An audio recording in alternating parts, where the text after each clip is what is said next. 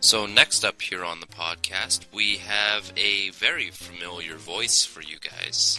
He's been on every podcast now. Lately. Mr. Colonel-Majora. He has submitted yet another segment. We got quite a few from him. I'd say he's sticking around for a while. And this segment is talking about the strange idea of how some of the games don't count. Or do count.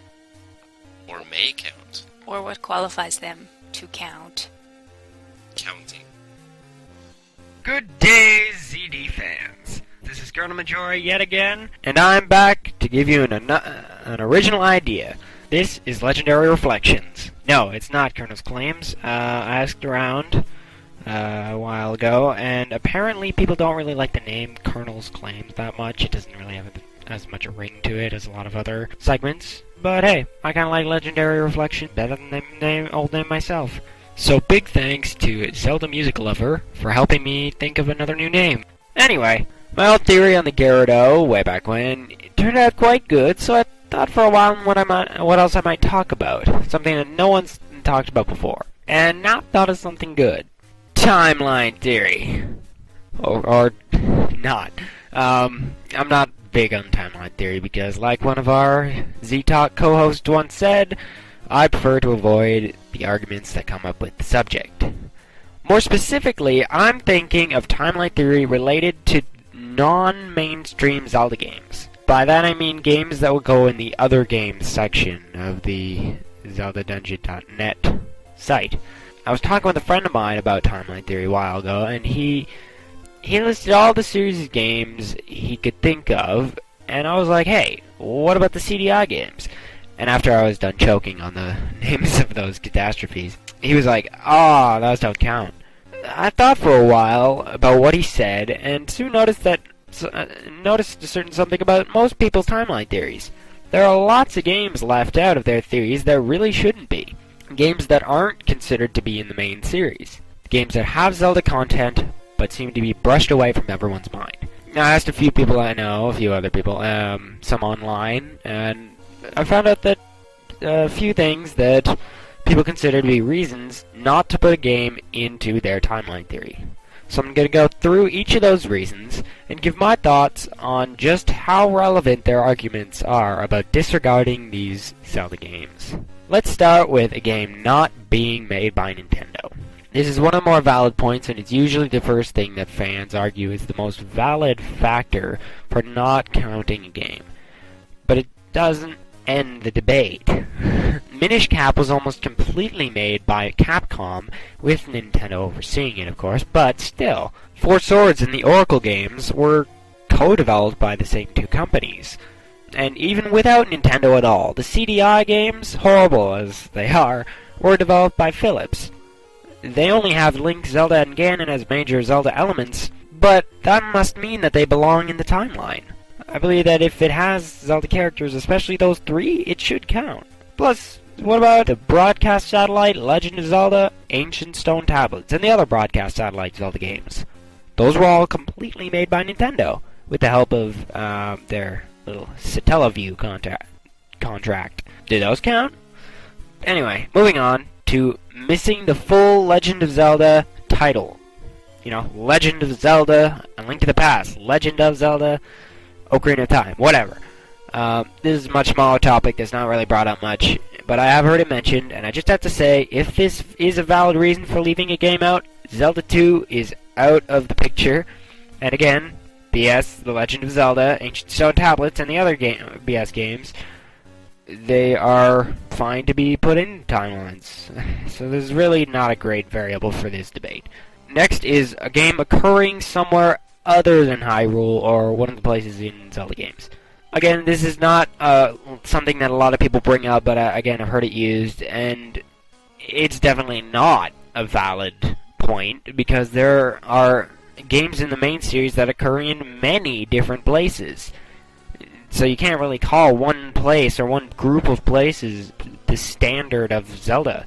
I mean, there's been Hyrule, Holodrum, Labrina, Termina, New Hyrule, Skyloft, the Great Sea, the Ordona province, and no, that's not a part of Hyrule.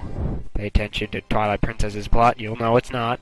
Moving on, though, again, the broadcast satellite Zeldas, Link's crossbow training, and a few others take place in areas of other mainstream Zelda games.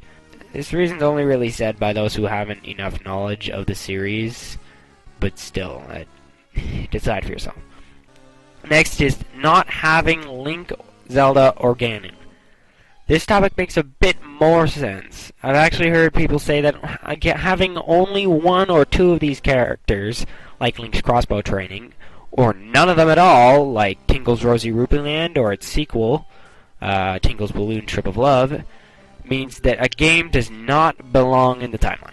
Well, Link's Awakening only mentions Zelda at the start, and the Oracle Twins only have her at the end of a linked game. And Ganon doesn't show up in Link's Awakening, Four Swords, Minish Cap, Skyward Sword, Phantom Hourglass, or Spirit Tracks. And all those games were counted in everyone's timeline. Plus, subject keeps coming up to the broadcast satellite Zeldas. They had no Link at all. There was different protagonists depending on whether you picked what gender you picked to play for the character you were going to control. Do they not count because they don't have Link?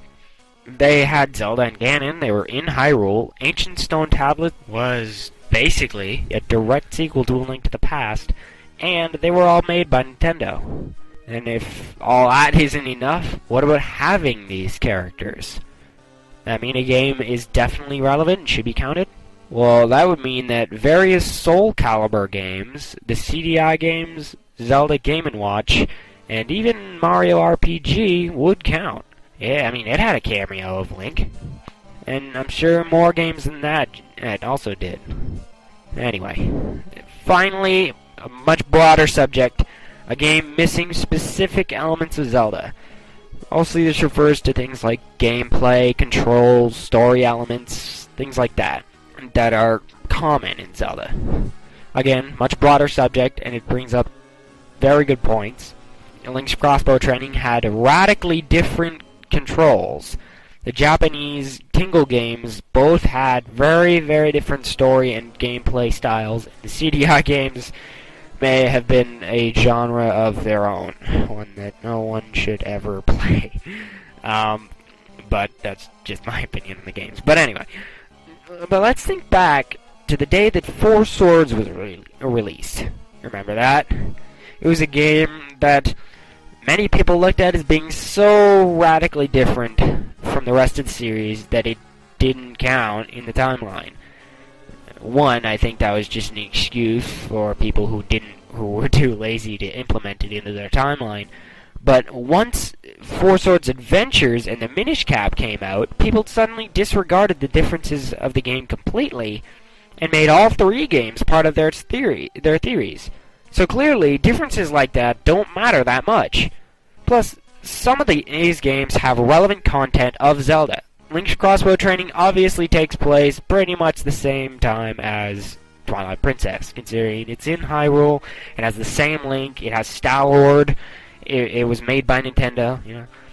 The Tingle games, made in Japan, also including Tingle's Balloon Fight, have, obviously, Tingle, one of the most famous Zelda characters, and the Japanese Tingle games have sound effects from Zelda, like the puzzle music, the puzzle-solving music, getting an item, you know.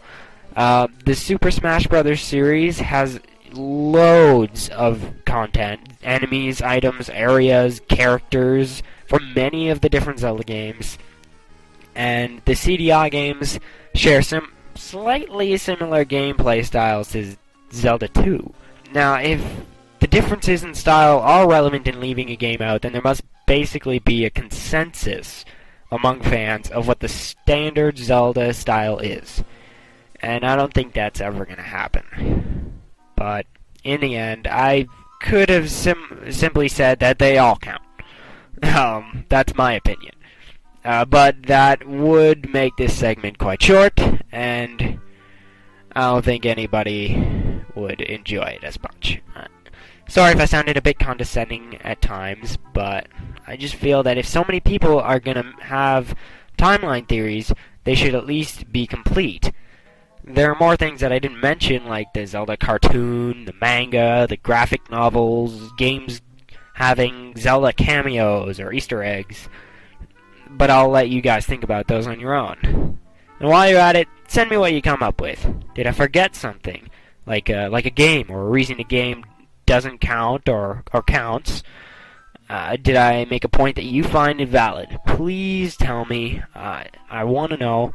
Send me an email at colonelmajora@gmail.com. That's colonelmajora@gmail.com. Anywho, thanks for hearing me out yet again, and happy adventuring. I'll give it back to Din and Rish.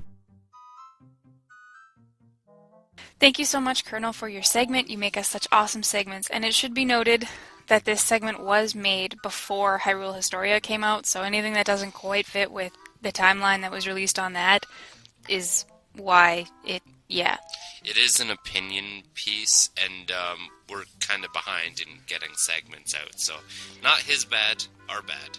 We get a lot of segments, okay? We get tons of segments. We only have so much time. We try our best.